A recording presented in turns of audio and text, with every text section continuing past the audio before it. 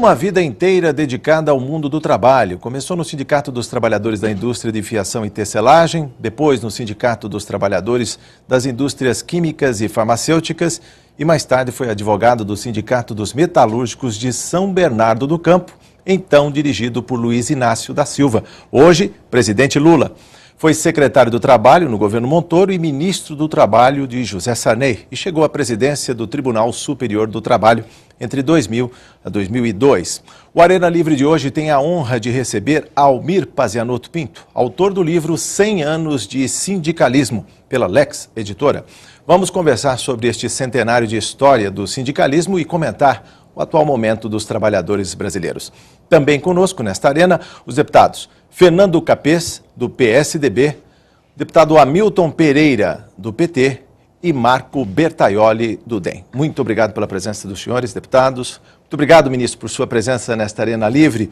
Eu vou começar o livro pelo final, falando dos 100 anos do sindicalismo, a sua conclusão um tanto pessimista. O senhor fala que o sindicalismo ainda continua imaturo, dependente de contribuições arrancadas compulsoriamente dos trabalhadores. O senhor acredita que o que a gente vive nos dias de hoje é resultado de uma série de problemas que foram arrastados ao longo de décadas e, por que não, um século? Eu não tenho dúvida nenhuma a tal respeito. Eu creio que o movimento sindical brasileiro é vítima do seu artificialismo. Ele é vítima de um erro cometido em 1937, talvez até praticado com a melhor das boas intenções, erro que deveria ter sido corrigido em 1946, pela Constituinte, democraticamente eleita.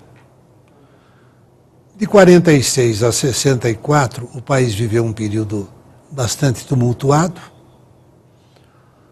Em 64, ingressamos no regime militar e os novos donos do poder não tinham interesse nenhum na modernização da vida sindical. E, novamente, um grave equívoco foi cometido na Constituição de 88, que avançou e recuou. Avançou quando libertou a organização sindical da intervenção e da interferência do Estado, mas recuou quando manteve o monopólio de representação, que é algo profundamente antidemocrático, manteve a representação por categorias profissionais e econômicas, que é um conceito fascista, manteve a contribuição sindical obrigatória, que é a fábrica de pelegos. O país fica se arrastando num setor que é da maior importância para as relações de trabalho, para o sistema produtivo, exibe hoje um quadro melancólico de mais de 20 mil entidades sindicais, não se sabe exatamente quantas são, e muitas delas com diretores garantidos por liminares ou por decisões judiciais, o que é o antissindicalismo. O verdadeiro sindicalismo é o cidadão representar em função da sua liderança, possuir representatividade autêntica. Não é dispor de um carimbo, de uma chancela, de um registro de marcas e patentes que lhe dá, a segurança de uma representação única e ser ele o detentor do controle do processo eleitoral, o que significa que as direções não se renovam nunca, pelo menos na maioria dos casos. Ao longo do programa o senhor vai expor com mais atenção a questão da pulverização de sindicatos, são milhares, cerca de 20 mil, mas ao longo do programa a gente vai falar sobre isso. Deputado Fernando Capês, sua primeira pergunta. Bom, ministro, em primeiro lugar, cumprimentá-lo por esse livro, por essa obra, 100 anos de sindicalismo. Eu já tive a possibilidade de lê-lo e, salvo engano, de uma das muitas valiosas informações que nele constam, está deste modelo autoritário com que é estruturado o sindicalismo. O senhor se refere que foi no dia 1º de maio de 1943, com a CLT, sob a época da égide da ditadura Vargas, que foi estruturado o sindicalismo brasileiro. No que essa estrutura se poderia coimar de arcaica e o que poderia ser melhorada em termos dessa estrutura para possibilitar uma negociação mais dinâmica entre trabalhadores e empregados? A Carta de 37, Carta ditatorial de 10 de novembro de 37, que pôs chama abaixo, de Constituição. Que pôs abaixo a Constituição de 34, ao tratar da organização sindical, ela copia, ipsis literis, um dispositivo da Carta del Lavoro, do Mussolini. E o que há de essencial no princípio adotado pela Carta de 37, que é o monopólio de representação, o reconhecimento de um único sindicato pelo Estado, prevalece até os dias de hoje. Então, no tocante à organização sindical, o regime brasileiro não é pluralista, como determina o preâmbulo da Constituição. Nós falamos no preâmbulo numa sociedade pluralista. Quando ingressamos no terreno da organização sindical, ela deixa de ser plural, passa a ser monopolística. Não é? É a representação única. Isto é muito ruim. Nós precisamos entender, está em meu livro, que não foi o Vargas que inventou o movimento sindical. Vargas provocou um retrocesso. A primeira e melhor lei sindical brasileira é de 1907, do presidente Afonso Pena, que adotou, antes da OIT, o sistema de representação plural, independente do Estado, baseado numa lei francesa de 1848. Ora, como é que nós podemos mudar isto? Nós vamos ter que alterar a Constituição, ratificar a Convenção 87 da OIT, que dispõe sobre a autonomia de organização e liberdade de filiação, e adaptar a Constituição para que se torne democrática, não é, aos princípios da Convenção 87. Eu sinto que há pouquíssimas pessoas na área sindical interessadas em tomar esse tipo de atitude, adotar essa resolução. E fora da área sindical, o número de pessoas que desconhece o problema é muito grande. Por quê? Porque todas as gerações após 30, ou após 37, foram formadas passando a entender que só existe no mundo uma CLT, que é o melhor dos códigos, e que só há um modelo de organização sindical, que é esse que temos baseado na representação sindical única. Deputado Marco Bertaioli. Quero cumprimentar aqui o nosso ministro e agradecer a participação nesse Arena Livre, porque faz desse programa hoje uma verdadeira aula sobre o sindicalismo brasileiro, ao lado do Fernando Capês, deputado, e ao lado do deputado Hamilton Pereira. É uma satisfação estar aqui conversando com o senhor. Agora, ministro, esse sindicalismo que o senhor tão bem aborda no seu livro e retrata tão fielmente os nossos dias, é um sindicalismo fruto do regime democrático. Nós vivemos aí, durante o regime militar, um cerceamento do direito sindical e agora, com a redemocratização do Brasil, a expansão dos sindicatos. Agora, o que nós percebemos, e o senhor também aborda isso com muito conhecimento, é que os próprios sindicatos, alguns frutos da democracia, não exercem em seus quadros a dita democracia. Não só sindicato de empregados, mas também sindicato de empregadores. Fazem ali uma verdadeira capitania hereditária, fazem ali uma verdadeira monarquia dentro dos seus quadros, e literalmente, às vezes, passando a presidência de pai para filho. Sindicatos que foram abertos há 20, 25 anos atrás e até hoje possuem o mesmo presidente. Como é que o senhor analisa essa limitação de acesso aos sindicatos, ou como que nós poderíamos abrir os sindicatos democraticamente para a participação verdadeira daqueles que o sindicato representa, seja dos empregados ou seja dos empregadores? O senhor falou em Constituição Democrática de 88. Não há dúvida que a Assembleia Nacional Constituinte foi democrática. ainda que alguns contestem, dizendo, não, mas era um poder legislativo investido, não é, do poder constitucional, deveriam ser separados e tal.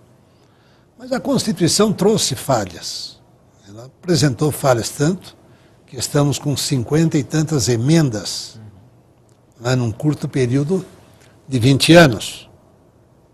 A Constituição Imperial de 24 teve uma emenda. A primeira Constituição Republicana teve uma. À medida que se vulgarizou a questão constitucional, elas passaram a ser emendadas a todo instante. Cabe uma emenda ao artigo 8º, para que o Brasil se insira na comunidade mundial em matéria de sindicalismo. São 184 países filiados à OIT, 148, como eu disse, os mais importantes, já ratificaram o documento. E o processo de ratificação da Convenção 87 está no Congresso. Foi enviado pelo general Dutra em maio de 1949. Mensagem assinada pelo presidente Dutra e pelo chanceler Ciro de Freitas Vale. Ficou extraviado no Congresso Nacional 15 anos. Depois conseguiram recuperar os documentos. Foi aprovada a ratificação pela Câmara dos Deputados em 1984. Foi encaminhado ao Senado. E está lá no Senado. O último voto favorável, por unanimidade, foi da Comissão de Constituição e Justiça, do senador Eduardo Dutra, do PT, que tem um belo voto nesse sentido e diz, olha, o Brasil vive o constrangimento, né, de não saber resolver entre as pressões externas dos países que exigem que ele ratifique a Convenção, os países democráticos, e a oposição interna das cúpulas sindicais, que não querem perder as suas prerrogativas. O PT, desde o tempo que eu fui lá advogado em São Bernardo, desde que surgiu o PT, ele foi sempre francamente favorável à liberdade sindical, à não intervenção, à extinção do imposto sindical, à renovação de diretorias, ao fim da representação classista, que felizmente a Justiça do Trabalho acabou por eliminar. O PT tinha ideias avançadíssimas em matéria de organização sindical. Há até sindicatos dirigidos por membros da CUT, do PT, que abdicam do recebimento do imposto sindical. Abdicam. Por isso, a minha grande surpresa, quando o presidente Lula veta um dispositivo que submete as contas a um controle, porque são contas de dinheiro público. Isto, para mim, significou um retrocesso do PT, ou do presidente da República, que foi eleito pelo PT. O caminho é muito simples. O Senado aprova a ratificação da Convenção 87. O presidente da República encaminha uma mensagem ao Congresso, alterando o artigo 8º para que seja adaptado à Convenção 87, aos princípios da 87. Feita a emenda, emendado o artigo 8º, ele ratifica a Convenção 87. E o Brasil terá dado um passo histórico, extraordinário, no sentido da modernização das relações de trabalho. Deputado Hamilton Pereira, que nesta casa preside a Comissão de Relações do Trabalho. Pois não. Primeiro, parabenizar a TV Assembleia pela iniciativa. Eu acho que nós poderemos aqui, não podemos perder esta oportunidade de produzirmos um verdadeiro documento histórico para o movimento sindical. Cumprimentar o nosso visitante, o ministro Almir Pazianotto, dizer da minha admiração, desde que o senhor era advogado do Sindicato de São Bernardo do Campo, foi quando, na realidade, nós nos conhecemos, né? Os nobres deputados Fernando Capês, Marco Bertaioli, dizer que o ministro Almir Pazianotto tocou num fato histórico que eu julgo da maior importância, que, aliás, nós debatemos muito no movimento sindical. Quer dizer, o momento em que Getúlio Vargas, fazendo uma cópia da Carta de Lavoro, estabelece as premissas para a constituição do movimento sindical, do movimento sindical no Brasil, de forma verticalista e dividindo as categorias, os trabalhadores, não só por categorias, mas dividindo-os também por database, porque nós temos a divisão por categorias: metalúrgicos, ceramistas, borracheiros, tecelões, ferroviários e tal, e depois nós temos uma outra divisão que é cada categoria tem uma database, não é? Nunca é na mesma data. Então, nós vimos também, na passagem dos anos 70 para os anos 80, um movimento que propiciou uma luta pela democratização do movimento sindical.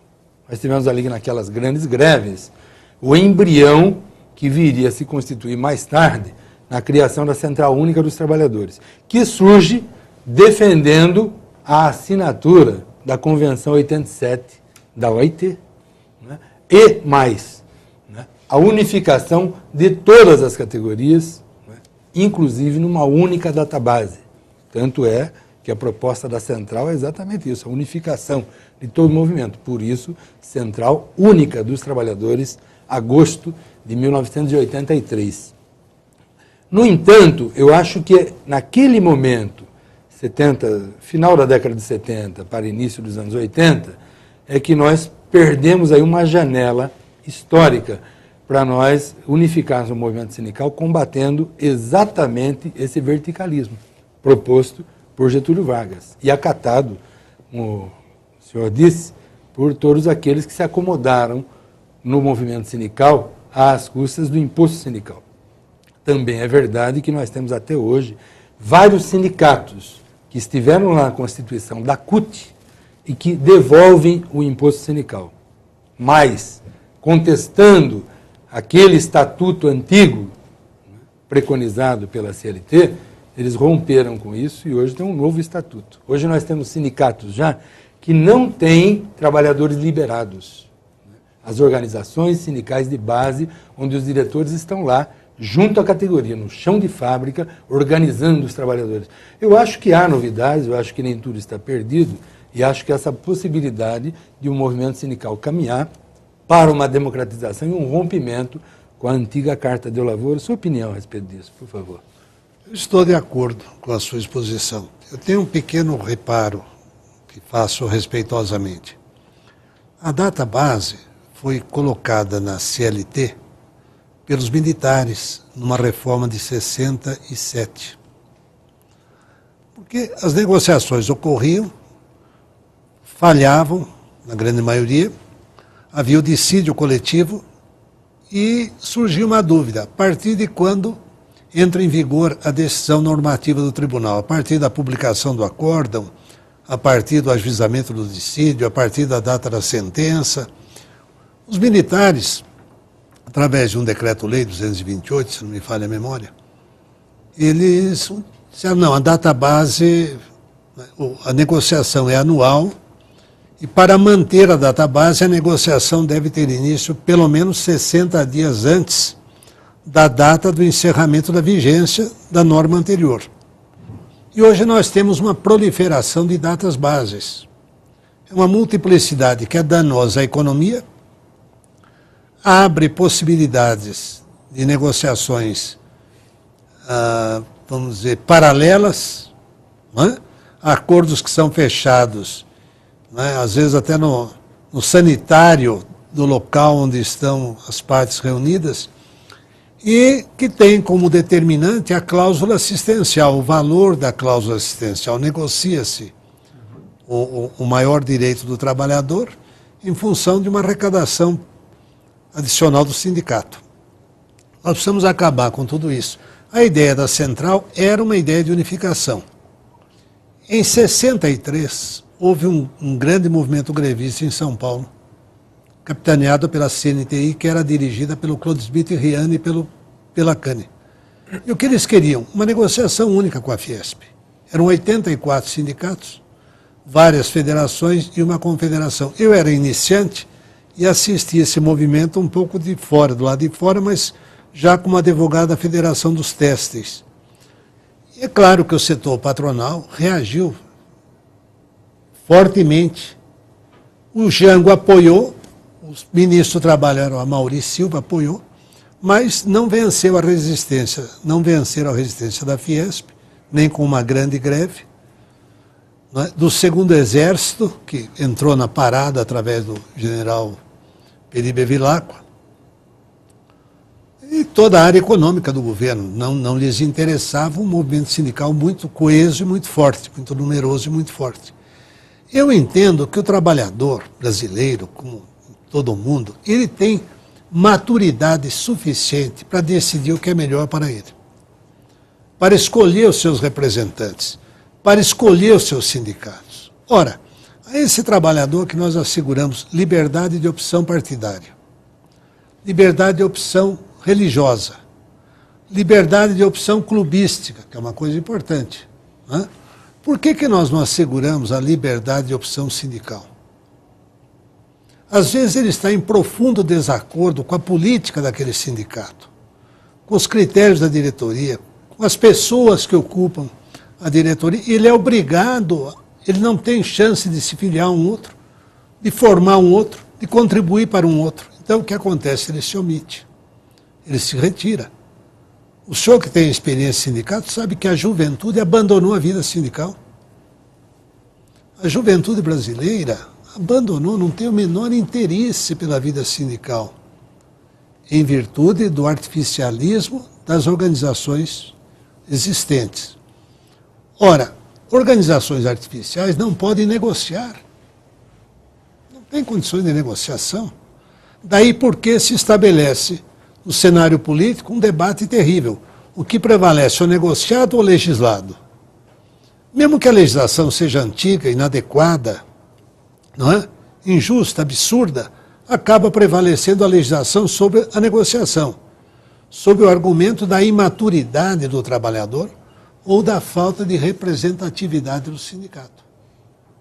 O que contraria aquilo que se pratica no mundo todo. Nós precisamos ter a coragem de dar esse passo. Eu tentei, quando ministro do Trabalho, em 86, a ratificação da Convenção 87. No dia que a matéria seria levada ao plenário no Senado, o relator era o senador José Richa, houve uma concentração patronal e de cúpulas sindicais de trabalhadores no Senado e a matéria foi retirada e só voltou à Comissão de Constituição e Justiça com o senador Eduardo Dutra. Mas ainda depende de uma última comissão, que é a Comissão de Direito Social, se não me engano. Este passo poderia ser dado rapidamente. O presidente Lula deveria ter coragem de retomar o discurso que ele tinha em São Bernardo e votar, né, e aprovar a Convenção 87, dando início à esperada reforma sindical brasileira. Deputado Fernando Capês. Ministro, o senhor tem uma passagem que o senhor faz uma colocação muito interessante com relação ao desconto de um dia do salário por ano do trabalhador para a contribuição sindical, dizendo que aquele trabalhador que não pretende estar filiado, que não gostaria de ter contribuído, num determinado dia ele sai de casa para trabalhar, enfrenta as dificuldades do transporte coletivo ou pega o engarrafamento e aquele dia, a remuneração que ele vai receber por aquele dia de trabalho não irá para ele. Então naquele dia ele teve um trabalho escravo. E esse é o ponto de partida da pergunta que eu vou fazer ao senhor. Nós estamos para completar 120 anos da abolição formal da escravatura. Então, inicialmente, nós tivemos uma grande quantidade de trabalho escravo no Brasil colônia. Em 1808, o Rio de Janeiro tinha 60 mil habitantes e 2/3 da população é formada por escravos. Posteriormente à abolição da escravatura, o trabalho continuou, de certa forma, escravocrata, mas de maneira informal, com a ausência de direitos trabalhistas, com a falta de proteção, capitalismo selvagem, liberalismo exacerbado, falta de controle. Bom, chegamos à Constituição Cidadã de 88. E a Constituição faz um rol de direitos, tornando o Brasil um dos aparatos mais modernos em termos de legislação garantista do trabalhador. O artigo 6, que fala dos direitos sociais, tem um rol inesgotável de incisos. E isso faz com que o Brasil seja respeitado em termos trabalhistas. O que tem ocorrido, no entanto, eu queria ouvir a opinião de Vossa Excelência com relação a isso. esse excessivo cabedal de direitos tem provocado como consequência a informalidade. Então, busca-se o trabalho informal com desrespeito aos direitos trabalhistas como uma reação a esse sistema nosso que engessa praticamente o sistema de garantias. Seria o caso de se pensar numa reforma, de se estimular uma negociação direta entre patrão e empregado e deixar que a legislação assegure apenas o cabedal básico e estrutural, em vez dela querer regulamentar todos os detalhes dessa relação trabalhista? Isso, de certa forma, pode ser revisto ou o assunto é muito delicado para ser enfrentado? Olha, o que cerca a legislação trabalhista brasileira é um rígido escudo ideológico que afasta todos aqueles que pensam no assunto, porque ninguém deseja a impopularidade. É uma exploração muito grande, no sentido de que a reforma trabalhista fará com que a situação reverta ao início do século passado, o que não é verdade, porque a evolução do sistema de proteção social acompanhou, paralelamente, a evolução do sistema político, do sistema legislativo, do sistema judiciário. Né? Uma das últimas instituições a evoluir no Brasil foi o Ministério Público. Que antes o Ministério Público era a Advocacia da União, ou a Advocacia do Estado. Então vê que a evolução continua num ritmo incessante. Se nós não tivermos uma legislação trabalhista, não significa que vamos voltar ao trabalho escravo. Porque as classes trabalhadoras estão muito mais politicamente organizadas hoje do que estavam em 1950 ou em 1910. Não é isto? Afinal de contas, nós temos um operário na Presidência da República, vários no Senado, na Câmara dos Deputados, nesta Casa, entre os vereadores, prefeitos, governadores. A classe trabalhadora, ela evoluiu, ela se emancipou politicamente. Ela não é mais aquela classe hipossuficiente em que predominava o salário mínimo. Nós não podemos descartar, desprezar que houve uma sensível evolução na sociedade. O operário hoje tem um filho que estuda engenharia, outro que estuda direito. Eu não estou dizendo que vivemos o melhor dos mundos. Pelo contrário, eu reconheço as misérias que existem em nossa sociedade. Mas, politicamente, nós estamos melhor organizados e os trabalhadores, principalmente. O temor de se mexer na legislação trabalhista deve desaparecer. Agora, precisamos saber como mexer. Houve duas tentativas de revisão da CLT, global, revisão global da CLT. Uma em 62, 61 e outra em 79. Morreram no nascedouro, porque não há como rever a CLT. Nós temos que rever pontualmente a legislação trabalhista, verificar os problemas principais, tendo em conta a informalidade e o subemprego e o desemprego. O desemprego, o subemprego e a informalidade. Nós temos que tentar combater esses males, não é isto? Ora, o que há de ruim na legislação do trabalho? Alguns dizem que é o custo da folha. Talvez seja, em parte, o custo, mas não é basicamente o custo, é a insegurança. O que mais compromete a legislação trabalhista é a insegurança. De tal forma que o empregador nunca sabe se cumpriu ou não exatamente bem as suas obrigações. Observem, os senhores, o número de ações trabalhistas e o grau de endividamento de estatais e sociedades de economia mista. Eu não vou dar exemplos aqui. Mas estatais ou fundações ou sociedades de economia mista que não têm motivo nenhum para subtrair direitos, arcam com o peso de milhares de ações trabalhistas e condenações de milhões de cruzeiros ou de reais. Eu fico me perguntando, mas como? Será que não tem um jurídico para orientar? Tem. É de boa qualidade? É. É numeroso? É. É caro? É. Mas então onde é que está a falha? A falha está na insegurança, que é o principal traço da legislação.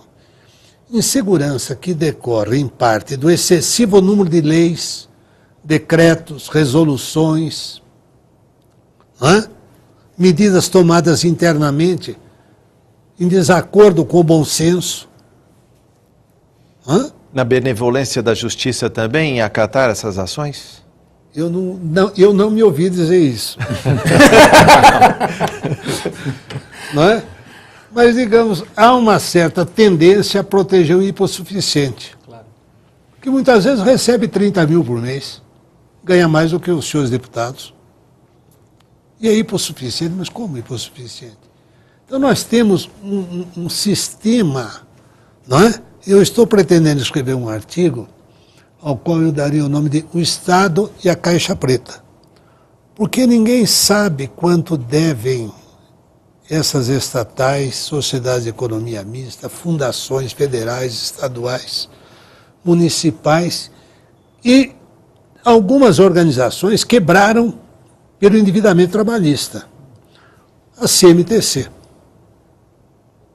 a FEPASA, a Sorocabana, Rede Ferroviária Federal. Rede Ferroviária Federal, mas eram maus empregadores, tanto não eram, que o pai colocou o filho, colocou o irmão, colocou o sobrinho, colocou o cunhado, colocou o compadre, porque era bom empregador. Eu não sei se são problemas de administração, o que acontece. Agora, o que eu constatei recentemente, senhores deputados, foi uma situação dramática de conluio, de colusão entre os advogados da grande organização da administração indireta e os advogados do sindicato, com perdas de prazo sistemáticas. E a empresa, a Sociedade de Economia Mista, sofrendo condenações monumentais em matéria conhecida, julgada e vencida. Matéria que o tribunal entendeu que não era devido.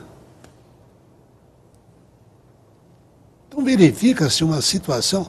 A legislação trabalhista talvez seja esse o caminho. Um arcabouço federal, que nem precisa ser constitucional, um arcabouço da legislação federal, né? Encerrando aqueles princípios universais e nacionais, descanso semanal, férias, 13º, horário de repouso, proteção ao menor, proteção à mulher, proteção, aquilo que é fundamental. Os Estados-membros, com possibilidade de legislação segundo as peculiaridades locais, não é? E as negociações entre entidades representativas e as empresas, ou eventualmente sindicatos patronais. Mas predominantemente com as empresas, porque uma empresa como a Volkswagen, ou o Banco do Brasil, a Caixa Econômica, deve ter uma negociação interna, dado o número de funcionários. Ela tem situações específicas. Por que não negociar? De qualquer maneira, eu creio que é estimulante nós pensarmos nisso, porque daqui a pouco o Brasil terá 200 milhões de habitantes. Hoje ultrapassa 180. No final do segundo mandato Lula, o Brasil estará perto dos 200 milhões. Então, é uma massa trabalhadora muito grande, gigantesca, superior à população de países europeus. Ministro, pela oportunidade, se o senhor me permite, alguns sindicatos já evoluíram, como afirmei na minha primeira intervenção, para o Comitê de Representação Sindical de Base, exatamente buscando estabelecer um campo de negociação dentro da própria empresa entre aquela representação dos trabalhadores, do chão de fábrica, e a gerência, a diretoria, em nível local. Tirando essa negociação desses fóruns regados ao uísque, enfim, não é? Que a gente tem visto, por exemplo, na Fiesp. Não seria esse um caminho, não é? Em que trabalhadores e empregadores se entendam a partir daquela realidade, não é? Que o local, o chão da fábrica, proporciona para ambas as partes? Eu acho que já existe no movimento sindical essa tendência. Algumas instituições, algumas entidades sindicais evoluídas. Existe alguma experiência. Mas, dado o número de entidades sindicais existentes no Brasil, tornam-se experiências isoladas e que padecem de um problema seríssimo. Diante de um determinado acordo que corresponde às características daquela organização, se o Ministério Público do Trabalho, que é federal, entender que houve a ultrapassagem de alguma norma de caráter legal, ele tem autoridade para ingressar com uma ação anulatória e desconstituir o acordo naquele particular. Vamos dar um exemplo banal. Horário de ingresso, horário de saída. Suponha que o sindicato e a empresa chegaram à seguinte conclusão: olha, vamos eliminar o cartão ponto, porque isso é um documento meio inútil. Vamos eliminar isso e vamos deixar a frequência livre. O trabalhador só comunica à chefia alguma normalidade. Quando ele precisou chegar mais tarde, sair mais cedo e tal. Eu entendo que é uma cláusula perfeitamente aceitável. Em empresas modernas, mão de obra altamente qualificada, não é? O Ministério Público pode impugnar a cláusula, dizer não. Toda empresa com mais de 10 empregados precisa ver um registro de entrada, de saída e de horário de almoço. O senhor já imaginou a fila na chapeira? Não é? Ou no registro de ponto? Por isso, isso dá uma complicação danada. Porque os horários não podem ser uniformes, e se forem desiguais, o cidadão vai esperar, ninguém gosta de fazer isso. Não é isso? Então, nós precisaríamos que a Justiça do Trabalho também fosse mais flexível no exame de acordos negociados localmente. Entender, né, que a rigidez da lei pode e deve ceder à flexibilização determinada pelo bom senso. Nessas condições, o senhor verá que prosperarão os acordos. E para haver acordo, é preciso que o sindicato, que no Brasil é externo à fábrica, no Brasil ele é de categoria, ele é externo, salvo uma ou outra exceção, é preciso que o sindicato se interiorize, entre na fábrica. Ou através de uma comissão, ou sendo ele próprio um sindicato de fábrica, um sindicato de empresa. Deputado Marco Bertaioli. Ministro, primeiro aqui, registrar aqui a nossa aula sobre o movimento sindical, né, Capês? Estamos aqui uma brilhante abordagem do senhor. Eu, particularmente, venho do sistema associativista, notadamente as associações comerciais, onde ingressei com 20 e poucos anos e lá estou até hoje percorrendo diversos degraus, ocupando diversos cargos. E dentro do sistema associativista, as associações comerciais possuem um estatuto muito claro e democrático, onde, por exemplo, ministro, os dirigentes não possuem nenhum tipo de remuneração da entidade. Até isto passa a ser cláusula estatutária, não poder receber. Os mandatos são, no máximo, possíveis para uma reeleição, seja de 2, seja de 3 anos, mas no máximo uma reeleição. E, fundamentalmente, que eu acho que é o grande exemplo, o associado faz de livre e espontânea vontade, desde que o serviço prestado pelaquela entidade seja do meu interesse. Se não for, é completamente facultativo, deixo de ser associado.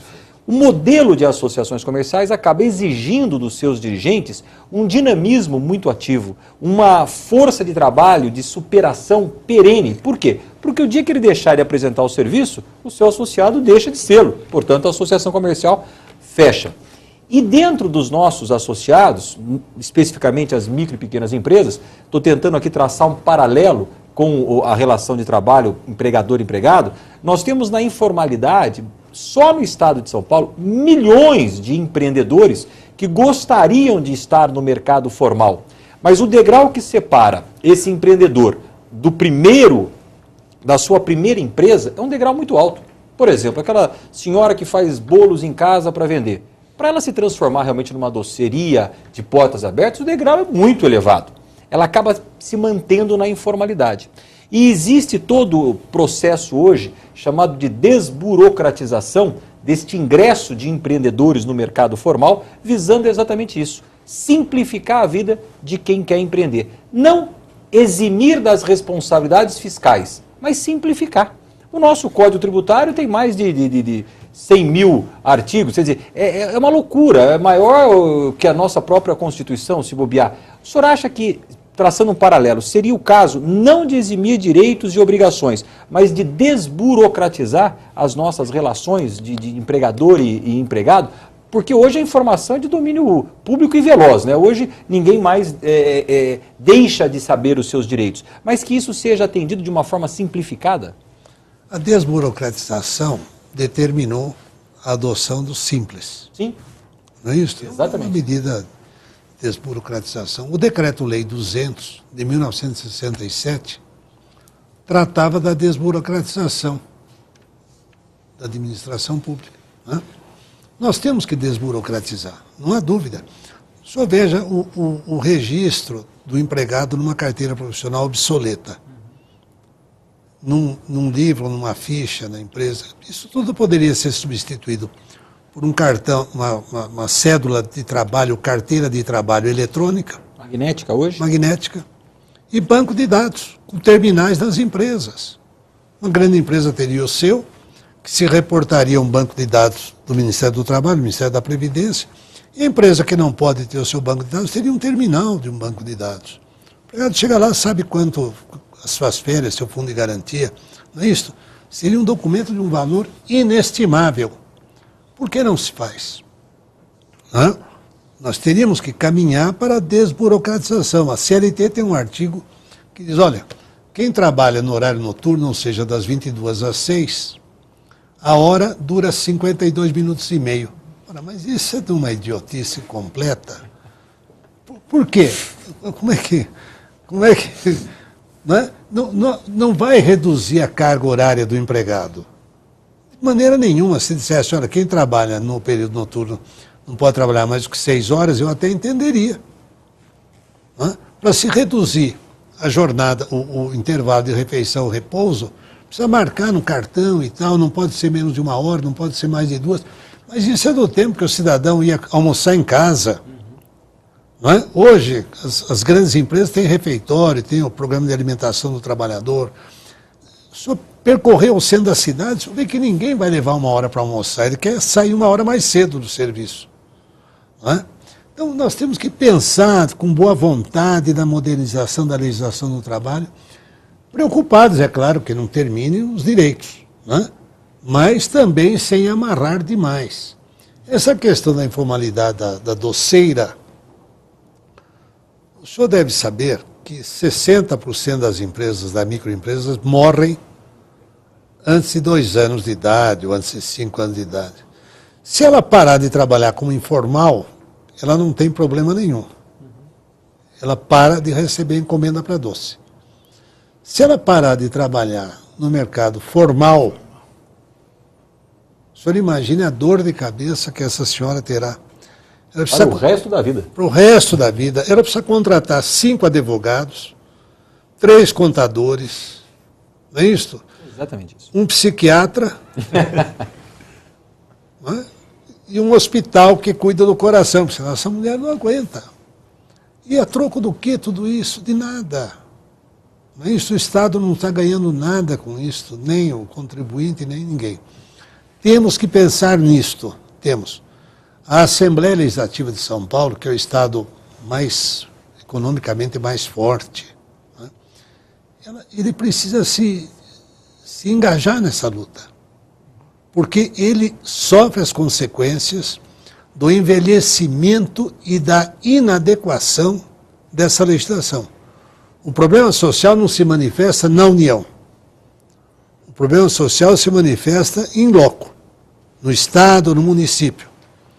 A União não cuida de fazer leis boas, ou não cuida de modernizá-las, mas o senhor não tenha dúvida de que lá não se sente o reflexo desse problema. O reflexo está acontecendo aqui na 25 de março, nas favelas, não é? nas periferias, nas cidades do interior que se tornaram muito inseguras, onde o nível de violência aumentou violentamente, porque não há como se desvincular o problema da segurança do problema social. Eu não consigo fazer isso. É o problema social que gera uma elevada onda de insegurança para todos nós. Ministro, nesses últimos 15 minutos, vou pedir brevidade para as perguntas dos deputados e nas suas considerações também. Eu queria saber do senhor, quando eu falei da questão do peso nas relações trabalhistas, não estaria também o peso da mão do governo? O que tem a ver o governo com a relação entre o dono da padaria e o padeiro que entra com uma ação na justiça, cobrando talvez hora extra? Ouvi dizer há muito tempo que o custo da própria justiça demandava mais ou menos o que era tudo que todos os trabalhadores estavam demandando, ou seja, para fazer a justiça funcionar, custaria todas as ações trabalhistas. Não sei se isso é verdade, o senhor foi ministro, o senhor pode falar com mais propriedade. Mas assim, com todo este peso, como fica a vida desse trabalhador que precisa da carteira assinada? A gente já está falando em termos de 30 milhões de trabalhadores brasileiros. Por que os dissídios, por exemplo, demoram tanto? Não, o dissídio já não demora muito. Quando eu cheguei ao tribunal, no final de 88, havia recursos ordinários à espera de julgamento há 10 anos.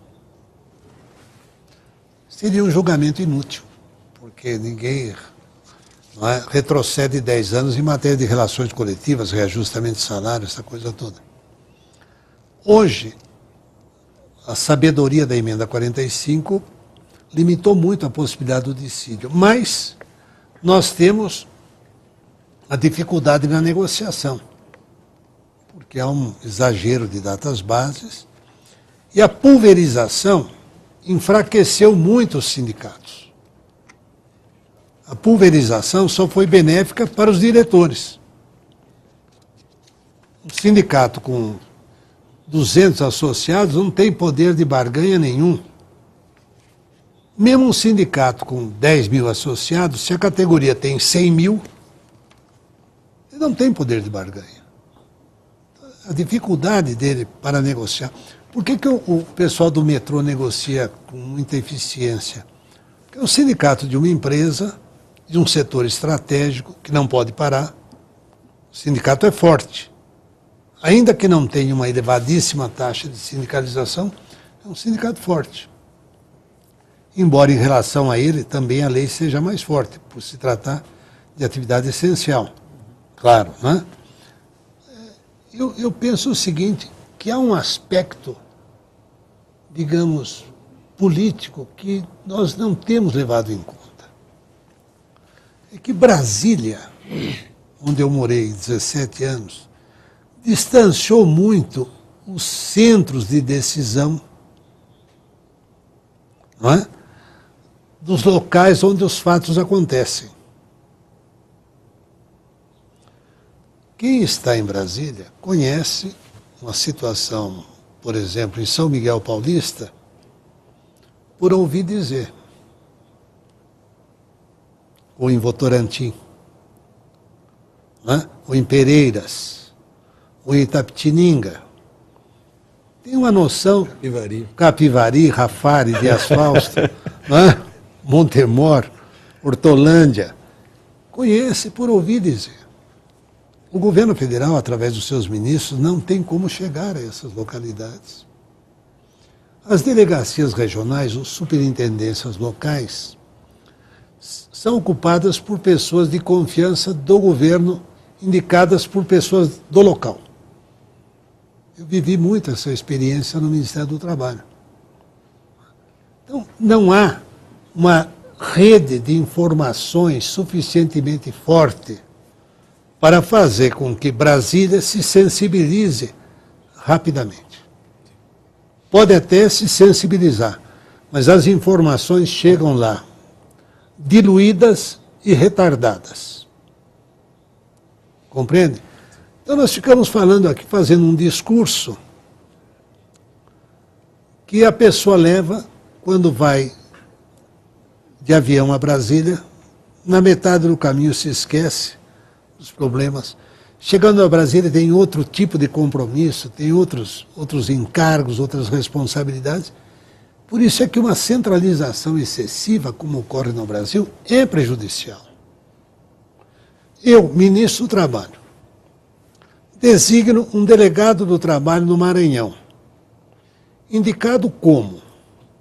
É porventura um conhecido meu? Não. Indicado pelo meu partido? Não. Indicado pelas correntes políticas locais que negociaram a distribuição dos cargos. Logo, a minha eficiência em relação a esse delegado é muito relativa. Porque, antes de mais nada, ele quer saber das condições locais. Não é? Como é que ficaria, não é, aquele que o indicou diante de uma determinada providência. Compreende?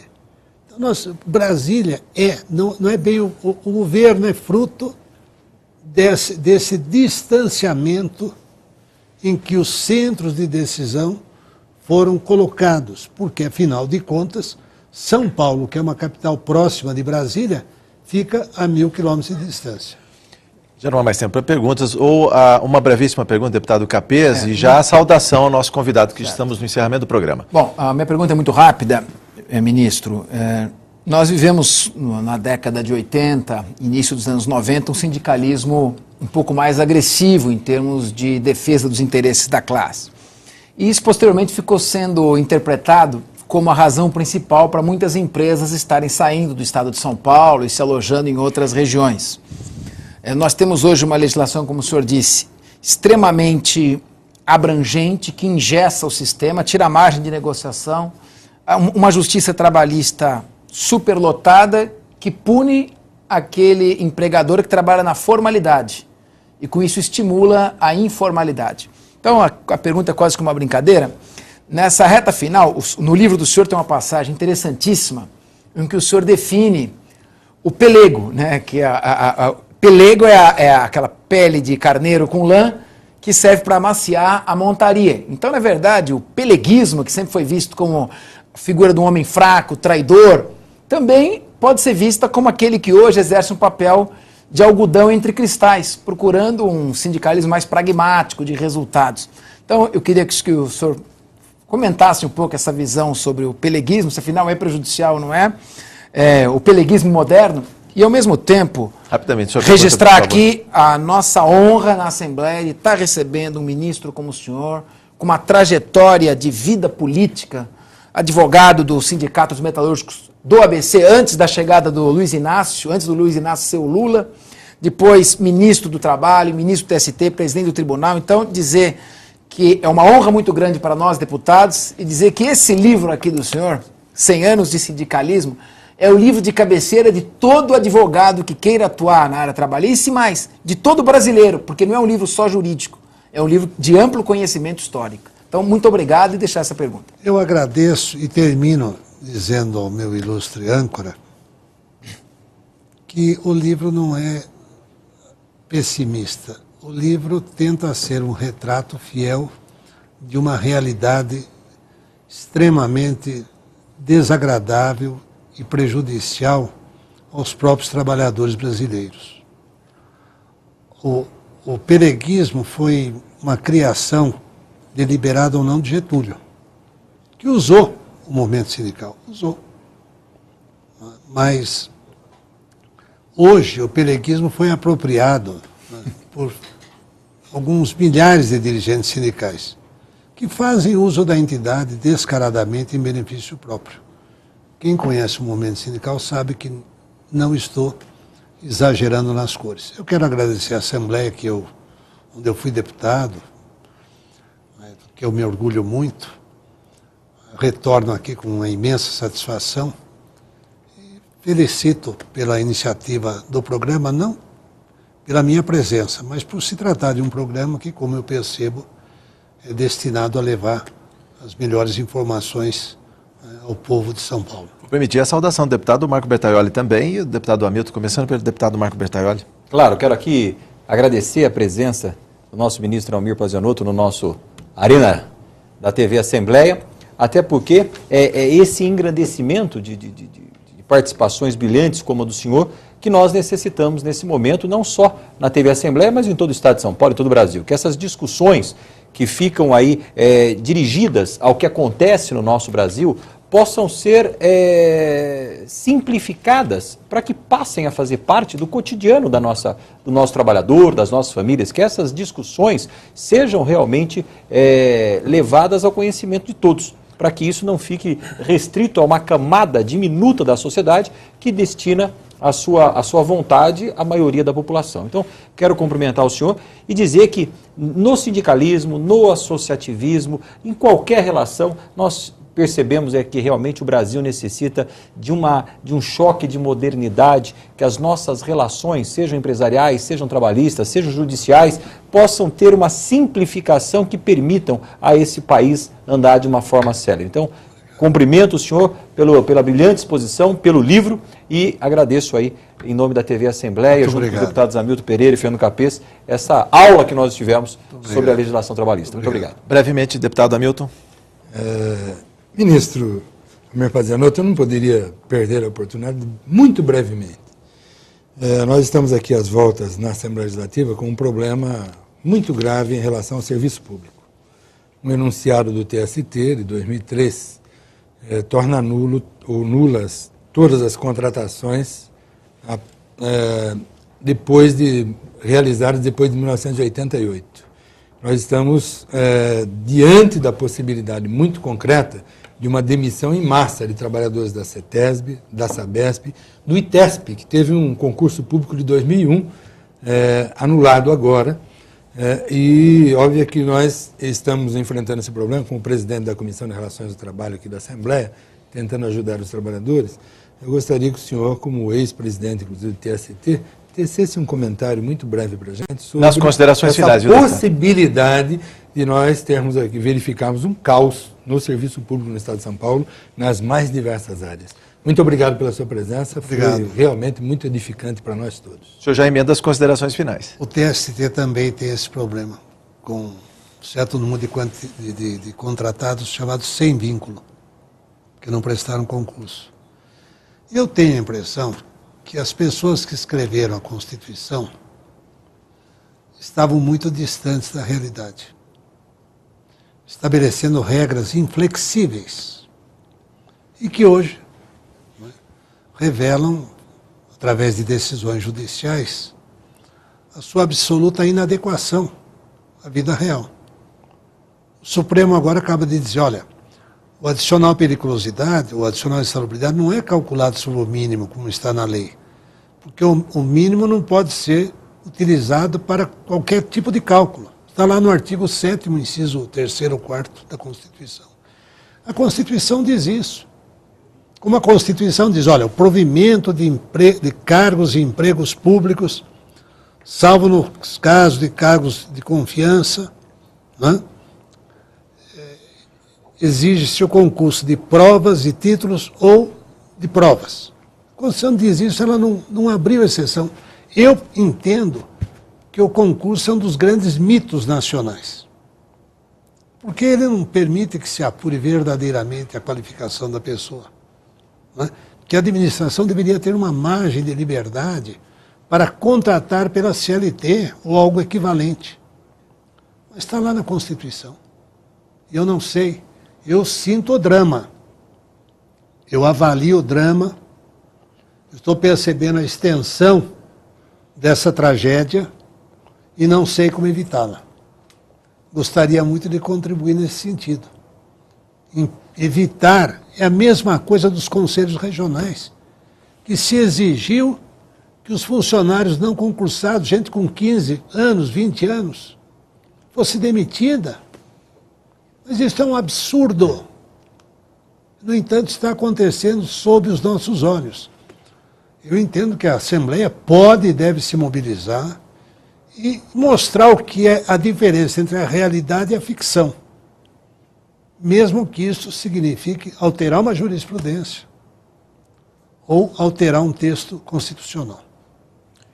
Ponto final em mais um Arena Livre. Críticas, sugestões ou comentários pelo endereço eletrônico arenalivre@al.sp.gov.br. Ministro, muito obrigado por seus esclarecimentos. A TV Assembleia agradece a sua presença aqui. Já deixa o convite para uma nova oportunidade, quem sabe uma edição revista e ampliada dos 100 anos do sindicalismo, já comportando uma reforma trabalhista e sindical. Muito obrigado à presença dos deputados. Muito obrigado por sua audiência. Até o próximo Arena Livre. Eu espero você.